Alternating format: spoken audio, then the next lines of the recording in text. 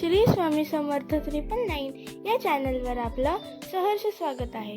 तर मित्रांनो, आज आपण बाळूमामाच्या तहानलेल्या बकऱ्या आणि नदीचे चमत्कार ही कथा ऐकणार आहोत. बाळूमामाच्या तहानलेल्या बकऱ्या आणि नदीचा चमत्कार. संत बाळूमामा यांच्या जीवनात अनेक चमत्कारिक घटना घडल्या कथा भक्तांमध्ये प्रसिद्ध आहे. त्यापैकी ही एक भावपूर्ण आणि श्रद्धेने भरलेली कथा. कोल्हापूर जिल्ह्यातील डोंगरांगांमध्ये एकदा प्रचंड उन्हाळा पडला होता. झाडांची पाने कोमेजली होती, विहिरी आटल्या होत्या आणि जनावरांसाठी पाण्याचा थेंब उरला नव्हता. गावातील लोक चिंतेत होते. त्या दिवसात संत बाळूमामा आपल्या बकऱ्यांच्या कळपासह डोंगर प्रवास करत होते. त्यांच्यासोबत शेकडो बकऱ्या होत्या. उन्हामुळे बकऱ्या तहानेने व्याकुळ झाल्या होत्या. त्या बेचैन होऊन इकडे तिकडे पाणी शोधत होत्या. एक भक्त घाबरून म्हणाला, "मामा, पुढे अनेक कोसपर्यंत पाणी नाही. या बकऱ्यांची तहान कशी भागणार?" बाळूमामा शांतपणे हसले. त्यांच्या डोळ्यात विलक्षण तेज होते. त्यांनी आकाशाकडे पाहिले आणि म्हणाले, "देव आपल्या लेकरांना कधी तहानलेलं ठेवत नाही."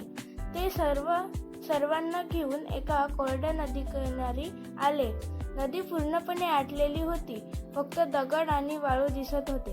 गावकरी कुजबूज लागले.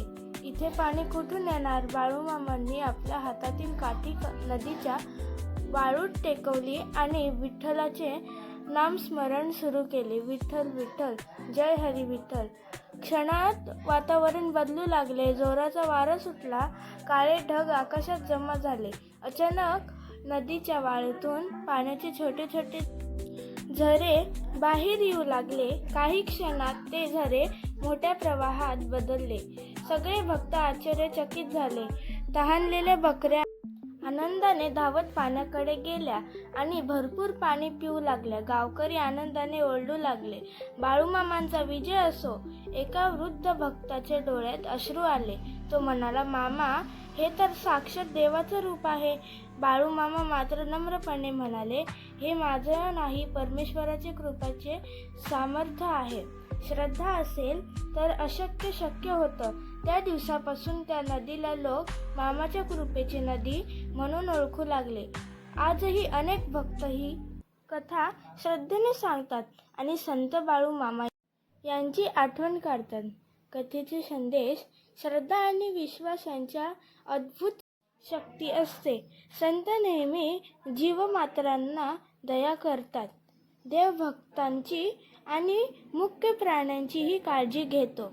तर मित्रांनो, तुम्हाला ही कथा आवडली असेल तर लाईक करा, शेअर करा आणि सबस्क्राईब करा.